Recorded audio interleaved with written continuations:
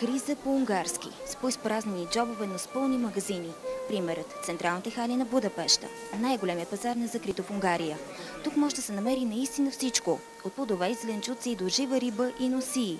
Но понякога се налага да чакаш на опашка повече от 10 минути, за да си купиш нещо. Цените са добри, но пазаренето на пазара не върви. Търговецът трябва да е наистина в добро настроение, за да ви направи някаква отстъпка. И разсъждавайки, що за криза е това, когато пазарът е пълен с хора, най-неочаквано чуваме българска реч.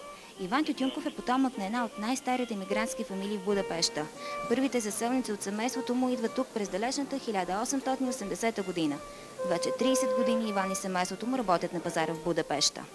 Когато дойдохме тук в халите, бяха 12 български семейства. Сега сме само 3. Що така? Ами намаляват. Младите не искат да го правят, защото не е лесно.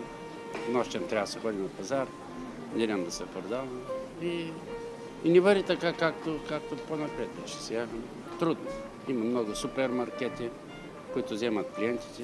Заговаряме се за българската и унгарската криза. Ще обедняха хората, почнат по-малко да пазаруват. Искат да пазаруват това, което е по-евтино в супермаркетите. Кога смятате, че положението ще се подобри? Аз не вярвам да го дочакам. Такава видяхме унгарската криза. С отрупани щандове, с пълни кошници, но и с носталгия по отминалите по-добри времена.